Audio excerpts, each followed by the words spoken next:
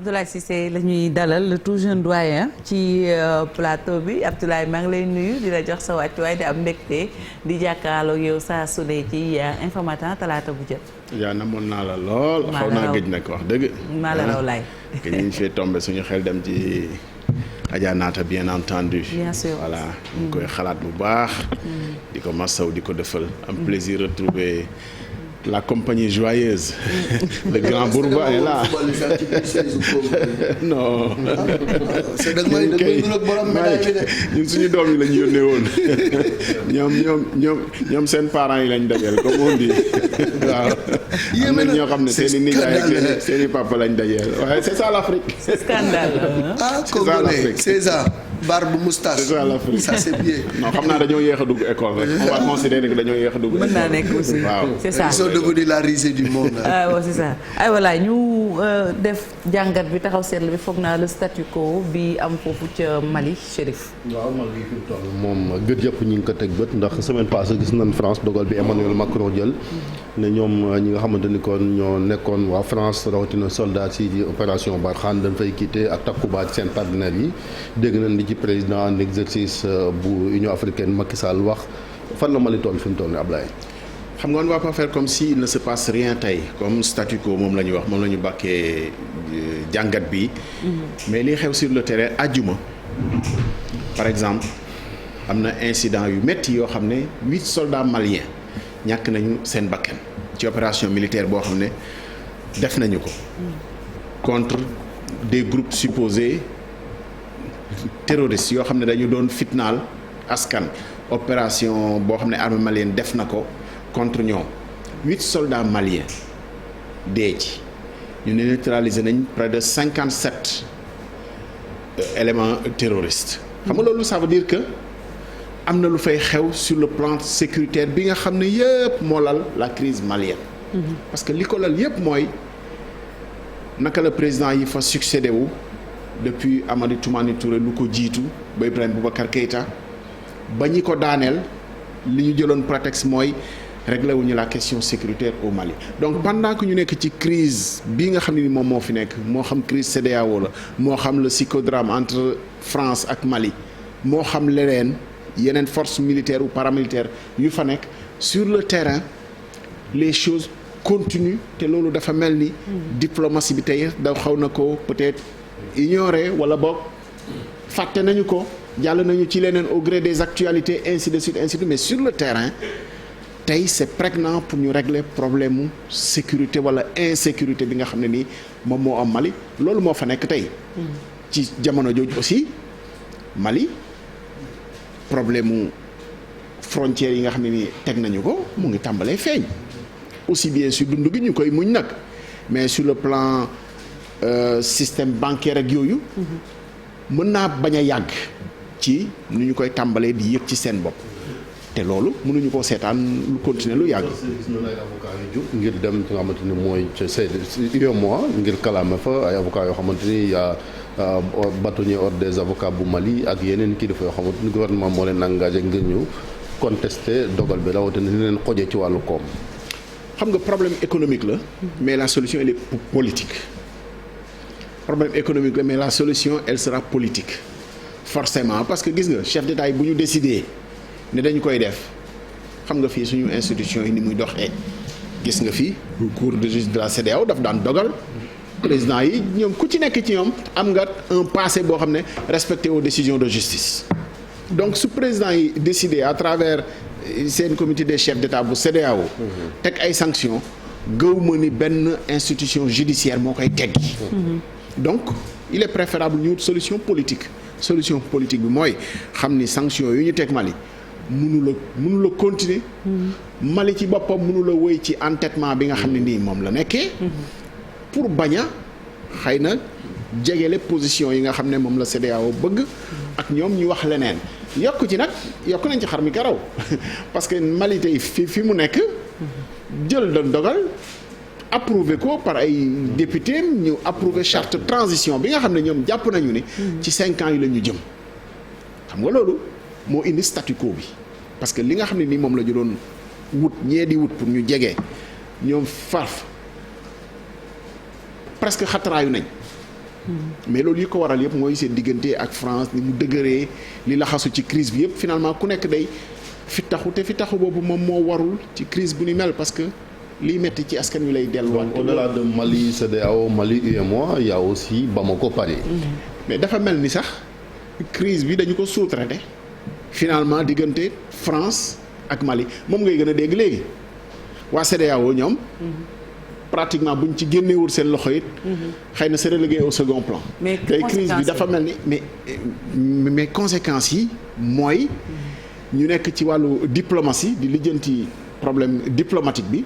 pendant ce temps sur le terrain li ñu njëkkee mu ngi fay xew xeex baa ngi fay xew population yi ñu ngi sonn te loolu yëpp après day ñëw greffé wu ci problème yi nga xam ne nii moom la ñuy dund. parce que encore une fois rappelons-nous le problème il est sécuritaire c'est l'enjeu de sécurité moom la ñu war a njëkk a régler au Mali balaa ñuy wax sax ay enjeux de développement ak leneen léegi bu ñu nekkee tey ci problème diplomatique entre Paris ak Bamako parce que tey presque urgence bi régler relation boobu la ñu ngi nekk ci psychodrame boo xam ne nii kenn xamul fu muy mujjee ba ambassadeurs yi ñibbi nañ te li ñu waxul aussi mooy ñun suñuy ambassadeurs aussi ñibbi nañu seen i dëkk ça on ne le dit pas assez on a l'impression que ci CEDEAO bi non ambassadeurs yi nga xam ne nii ñoom la CEDEAO bëgg naa dogoog Mali ci sanctions yi nga xam ne teg nañ ñu ngi toog ñoom tamit di xaar liggéeyuñu te loolu yëpp day wane ni crise bi war nañu ko jël en charge de telle sorte que waruñoo toog sax muy sedd bi mooy seetaan ko ba finalement ñu jàll ci yeneen i actualité mais xoolal am na il y a une semaine de cela moom rek la ñu doon waxtaane tey daf mel ni ku nekk am nga lu la doy de telle sorte que c'est relégué au second plan et c'est pas normal.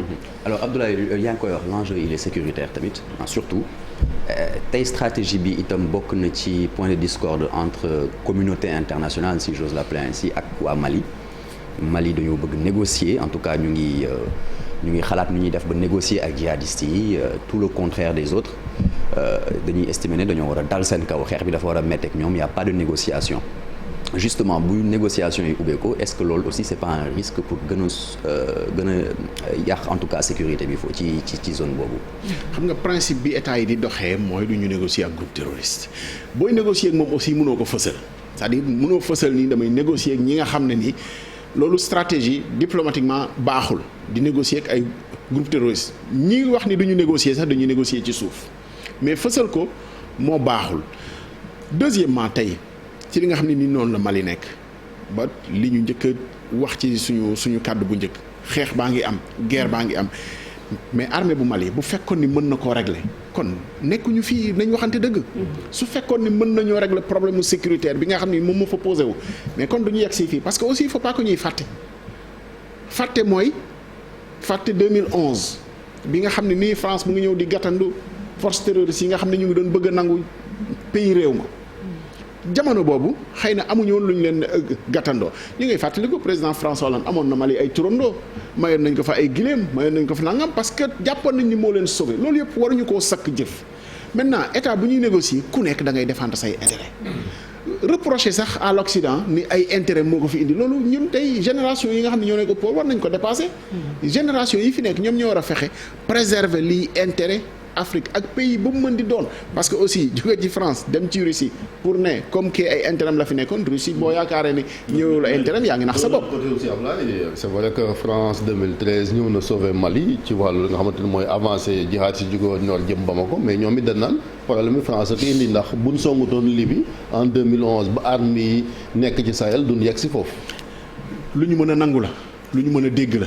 mais loolu mënoo ko reprocher France parce que xam nga lu tax parce que ay pays africains ci boppam bon on ne reviendra pas sur l'histoire de cette visite même du président Abdoulaye Wade dem pour convaincre Kadhafi de quitter donc da ngay gis ni problème yëpp suñu biir la toujours est-ce que ñun ñooy war a nangu ne leen di ñu manipuler dafay am à un moment donné ñun ñooy bañ manipulation bi di jàpp ni kële moo may defloo mais am nga sa matu bopp boo xamante ni waratoo nangu ku lay defloo te loolu moom la ñu war a taxaw tey suñu institution yu dëgër ñu mën cee dox fàttalikul exemple bu gàtt problème mu République démocratique du Congo bi ñuy def élection yi xaw a jaxasoo Union africaine boobu ci présidence su Paul Kagame la woon Union africaine inspiré décision pour ne da ngeen di recompter mais RD Congo ne non xam nañ ni décision kii ko inspiré mooy suñu voisin bi yi Rwanda donc duñu ko def loolu dafa xawoon discréditer sax Union africaine parce que li mu bëggoon ñu def ko République démocratique Congo mayu ko donc fexe am institution yu forte mais am ay personnalité leader yoo xam ne ni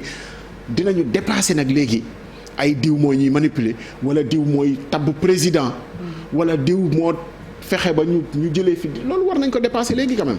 léegi gis nañu également juróom-benni avocat yu nga xam ni ñooy défendre intérêt Mali saisir cour de justice bu UEMOA ndax tey jotul bataaxal boobu may leen porox ndoll pour que ñu xoolaat taxawaayu kuréel gi nga xam ne moom moo ŋànk réewi Afrique sowu jant yi. li ma gëm encore une fois mooy problème bi ce ne sera pas réglé devant les cours et tribunaux cour de justice de la CEDEAO pays boo ci jël am na fi jaar-jaar ak CEDEAO Sénégal cour de justice de la CEDEAO daan na ko fi mu ne faalewuma décision cour de justice de la CEDEAO Alassane Ouattara cour de justice de la CEDEAO daan na ko fi ne dellool Guillaume Soro passeport am mu bañ président yi koo ci jël am na jaar-jaar ak cour de justice donc problème bi du institution judiciaire moo koy régler c'est un problème politique. chef de mois la concernant justement xaalis bi ñu leen. waaw mais da ngay gis ni peuple malien bi actuellement ni loo ci munti wax ñoom ñooy subir les conséquences. mais da ngay gis ni chef d'état yi jël décision bi. loo ci mën di dégg du leen jox weccit moom mais loo ci mën di dégg institution la boo xam ne. c'est une émanation de la communauté donc des chefs d'État. problème bi c'est politique ñoom ñoo ko mën a régler te waroo mën a xalaat ci institution communautaire sous-régionale ñuy teg ay daan yoo xam ne pour mettital benn pays la wala problème boo xam ne dinañ ko teg benn ci pays yi. et puis leneen également Abdoulaye Cissé CEDEAO dafa mel ni dafa jalax Union africaine mbir mi ba noppi mel ni ku ci xaw a daal jiital ko toogee fële d'ailleurs sax am na délégation ministre des affaires étrangères bu nekk foofu ca Bamako ngir waxtaanee lu ni mel. loolu liñ ci mën a interpréter mooy xëy na dépassé na leen parce que boo demee ba jox ko keneen. mooy dépassé na la mais ci Union africaine bi li tax muy poser problème pour gérer ko. mooy tey dañoo dem situation boo xamante ni diggante pays CEDEAO yi ak Mali. c'est presque choisis ton camp la entre président Macky Sall. bi nga xam ne xëy na am na taxawaay bu ñu doon séntu ci moom ci parce que diggante Sénégal ak Mali la.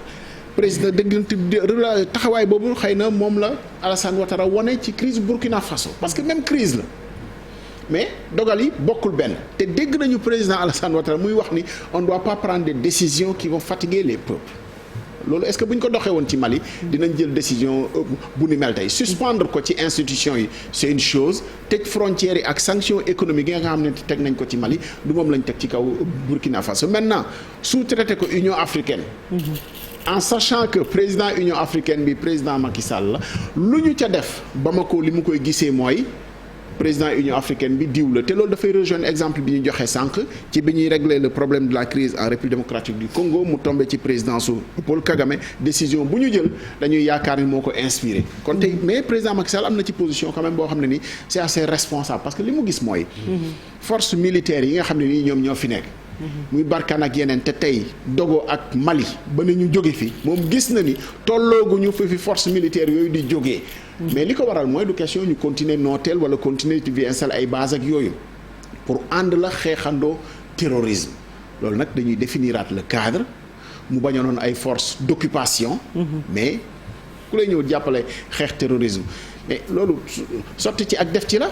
faut définir juste le cadre bi nga xam ne moom lañ lay jàppale yow yaa xam fu ñuy taxaw fan la ñuy intervenir ak lan la ñuy def loolu ay mission la rek ay cadrage la. mais bilan bi tamit surtout Barkhane ak muy MINUSMA et cetera est-ce que mën nañ ko rafetlu parce que gis nga communiqué bi gouvernement malien génne nee nañ gaa yaa ngi fi depuis 10 ans mais ba léegi jihadiste bi jeexagul ci zone bi. non de part et d'autre moom gis nga les communiqués là de part et d'autre faut éviter parce que y a évidemment beaucoup de manipulation kii day wax ni résultats yi nga xam ne ni évidemment boo jëlee le cadrage. c'était quoi détruire le terrorisme. on n'a pas réussi à détruire le terrorisme. mais Amérique ba muy dem Afghanistan la nekkoon yitteem. ba tey jii sortiwul donte rey na Ben Laden def na leneen ak yeneen donc loolu en fait c'est une guerre permanente contre le terrorisme maintenant évidemment bilan bi ça peut être mitigé bu fekkee ni da nga jël ay points spécifiques te ne lii moo nekkoon sa objectif defuloo ko waaye nag boo dellu si waatee nga ne bu ñu ñëwuloon est-ce que tey fii la ñuy toll. évidemment la question reste. waruñoo enliser wu. dañuy éviter rek dañuy éviter enliser wu. éviter aussi force yi nga xam ne ñooy ñëw mu nekk seen cimetière c'est-à-dire faut éviter que mu doon un cimetière des forces étrangères yi nga xam ne ñoom ñooy ñëw mais ci ni ñu koy defee nii. jigul kenn te nag. force terroriste yi loolu rek la ñuy seetlu fi mu toll nii boo gisee sax peut-être regain de tension bi am au normal yi c'est parce que xam nañ ni peut-être kenn nekk fi wala remplacer ko ñi nga xam ne ñoom ñoo fi war a jóge et tout ça c'est à éviter. Finalement est-ce que la guerre contre le terrorisme on y parviendra à remporter cette guerre finalement? Non, c'est une guerre permanente. Est-ce qu'il y a déjà eu un pays qui a réussi à stopper le terrorisme? Évidemment non, mais on a remarqué quand même que terrorisme lu bëri dafa déplacé wu. ni mu doon amee ci pays occidentaux yi France États-Unis wàññeeku na de telle sorte que am nañu ay phénomènes de loup solitaire. mais que organisation nekk fa que ñuy prêcher ci mosquée parce que ñoom ils associent beaucoup terrorisme à islamisme yooyu yëpp gis nga ko France par exemple mu ngi ci réforme boo xam ne tey imama bi par exemple ay prêche ay imam rigoristes yi nga xam ne dafa daan am fexe nañu ba tey ils ont même dissous le CFCM bi nga xam ne moom moo doon représenter l'association du culte musulman def un forum de l'islam boo xam ne ni état bi moo koy maîtriser. mais yëpp ay stratégie la. maintenant terrorisme. du guerre boo xam ne ni da ngay jékki-jékki décréter ni. jeex na gagné naa ko. c'est une guerre permanente. voilà da ngay fex rek. bu ñu dóoree aussi intérêt bi mooy ka def bu mu rëcc. suñu réew yi nag da ngay gis dañuy ñëw ba biir Burkina biir capitale ba. def fa njombe ba pare réeraat. pays occidentaux yi loolu mooy différence bi ñi def rapidement on les retrouve à travers le renseignement les remontées d'informations ak yooyu mais c'est une guerre permanente te du jeex mukk. en tout cas daal ñu ngi ñaan mu indi ci saafara quand même balaa yàgg parce que gis nañu Mali situation wam ni mu tëddee ak ni mu jegee Mali Thiandoum réew yi ci mel ni Sénégal ni mu jegee pratiquement Afrique de l'Ouest yëpp daanaka boo xoolee benn c'est pratiquement. yenn même bëgguma laa jaxaseeg Malick mais dégg naa yéen a ngi wër ganaar temps yi ci marché yi. am na ñu ne conséquence la yàpp cher événement yii ñëw. mais ndawal yokku na. loolu c'est événement yii ñëw ñu ngi jëm ci koor gi ñu ngi jëm ci tabaski suñu lu bari fa lay jóge bu fa jógewul fa lay jaar même bu jógee Niger Mali lay jaar. donc yëpp lu ñu war a bàyyi xel la évidemment décision au chef d'État c'est une décision politique encore une fois cette crise là. décision politique. bu Mali sëqatee Sénégal socc. bu Sénégal soccee Mali sëqat. même homme d'affaires la. waa tey yàpp man xam nga man gaynde laa dama bëgg yàpp mais boo demee marché kilo bi dafa yokk. de manière extraordinaire. pour dem Bamako des fois mën nga def foo xamante ne presque 2 heures de vol Dakar Bamako. maintenant da ngay continuer soit nga dem jaaree Mauritanie Nouakchott doog foo mën a dugg wala nga jaar fi nga xamante mooy Conakry. ça te prend des heures. c'est difficile et puis on a vu le reportage bi ñu amoon foofu ca Kidira gis nga les populations quand même qui souffrent beaucoup ci fermeture des frontières yooyu en tout cas daal ñu ngi ñaan laay solution gaaw ñëw sont énormes surtout diggante dem beeg dikk bi ci pooru Ndakaaru ak fële ak Bamako fi mu nekk ni corridor boobu tëj giñ ko tëj bëri na ay njeexital ci wàllu koom mi. très bien suñu invité ñëw na laay le tout jeune doyen on te remercie ñu dem léegi 16 ans la am 16 ans dalal suñu ak Ablaye 16 ans léegi kay ku mu neex sax si kim ni 16 ans nga waa Congo ko daganal aywa Malick Thiandoum bàyyil mu sedd. ñu dalal lii kay dama koy topp bu mu ses. aywa ñu dalal suñu invité léegi ñu jël suñu mbocc yi yóbbu leen ñoom ñu indi ay pas. c'est compliqué de. c'est compliqué. aywa l'invité c'est sûr.